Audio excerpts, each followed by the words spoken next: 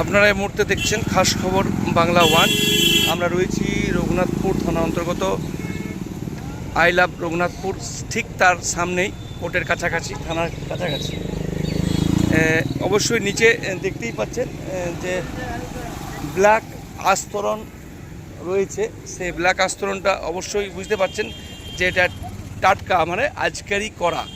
এই বিষয়ে আমি আজ সকালবেলায়, কারণ এখানে প্রত্যেক বছর একটা করে বড় বড় গর্ত হয়ে যায়, যে গর্ততে অনেকেই ছোটো ছোটো গাড়ি পড়ে যায়, অনেকে বুঝতেই পারে না।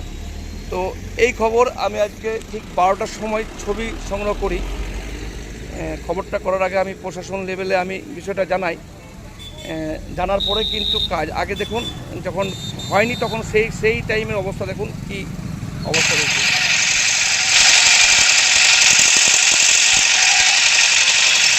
দেখতে পাচ্ছেন এটা ঠিক কিন্তু দুপুর 12টা সাড়ে 12টা নাগাদ এই স্থানের অবস্থা ছিল এইরকম, বুঝতে পারছেন। এখন কিন্তু সেই স্থান কিন্তু চেহারা একেবারে চেঞ্জ হয়ে গেছে। খবরটা করিনি, কিন্তু আমরা আজ দুপুরে একটা ছবি তুলেছিলাম। তারপরে প্রশাসন লেভেলে আমি বিভিন্ন জায়গায় ছবি পাঠিয়েছিলাম। ওনারা আশ্বাস দিয়েছিলেন যে আজকে কাজ এটা হয়ে যাবে। সত্যি পিডব্লিউডির এত দ্রুত গতিতে কাজ আমি হয়তো কখনো দেখিনি। অসংখ্য ধন্যবাদ যে ওনারা এত সুন্দরভাবে কাজ তাড়াতাড়ির মধ্যে করে দিয়েছে। বুঝতে পারছেন, দুপুরবেলায় আমি আজকে প্রশাসন লেভেলে আমি মেসেজ দিয়েছিলাম যে রাস্তা বেহাল অবস্থা রয়েছে, যে কোনো সময় ঘটনা ঘটতেই পারে। সেই স্থান কিন্তু মানে কয়েক ঘন্টার মধ্যেই কিন্তু সমাধান করে দিয়েছে। দেখতেই পাচ্ছেন এই যেগুলো নতুন নতুন পিচ দেখতে পাচ্ছেন, এগুলো কিন্তু কালো স্পট ছিল, সেখানে কিন্তু গর্ততে মেরামত করে দেওয়া হয়েছে। হয়তো এখন অনেকটাই যেতে সুবিধা হয়েছে, কারণ এর উপরে যদি বৃষ্টিতে হয়ে থাকে তখন কিন্তু বোঝা যায় যে কি অবস্থা রয়েছে। আমরা রয়েছি আই লাভ রঘুনাথপুর, যে আই লাভ রঘুনাথপুরের পাশেই রয়েছে রঘুনাথপুর থানার ঠিক সামনেই সেই দৃশ্য আমি কিন্তু দেখাচ্ছি। আমি আরেকবার সেই ভিডিও আমি দেখাচ্ছি আপনাদেরকে কী অবস্থা ছিল। এটা কিন্তু দুপুর 12টা নাগাদ এই অবস্থা কিন্তু ছিল এই স্থানে।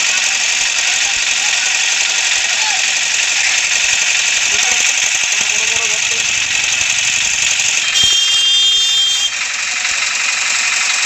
এটা আমরা প্রশাসনের লেভেলের বিভিন্ন জায়গায় আমরা ভিডিও শেয়ার করেছিলাম যে এটা যদি তাড়াতাড়ি ব্যবস্থা না করা হয় হয়তো বড় সড়ো দুর্ঘটনা ঘটে যাবে। কারণ একটা গর্ত তারপর জলে ঢুকে গেলে একবারে যে কোনো সময় ঘটনা ঘটতেই পারে। কারণ আমরা আগে বছর দেখেছি এই ধরনের ঘটনা ঘটছে, সেই কারণে এই ভিডিও তুলেছিলাম। সেখানে সাথে সাথেই কিন্তু কাজ হয়েছে।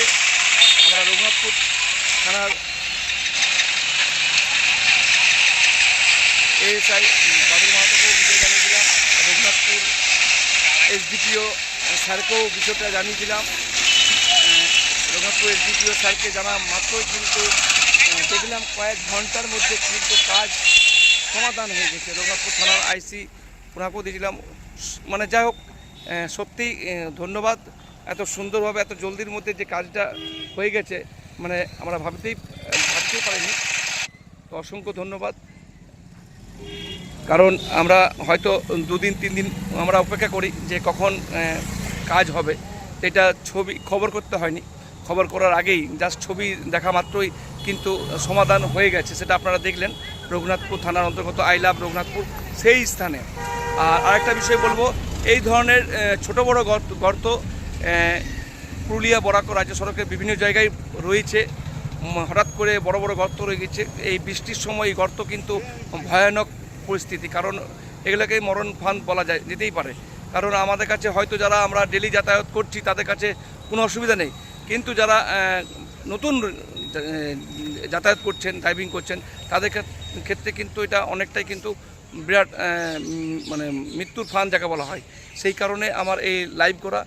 যেখানেই গর্ত থাক সেখানে অবশ্যই আপনারা প্রশাসন লেভেলে বা পিডব্লিউডিতে খবর দিন, যাতে এই গর্ত যাতে তাড়াতাড়ির মধ্যে মেরামত করা হয়। কারণ হয়তো আপনি ভাবছেন ছোটো গর্ত, এই ছোটো গর্ততেই কিন্তু অনেকে প্রাণহানিও হতে পারে।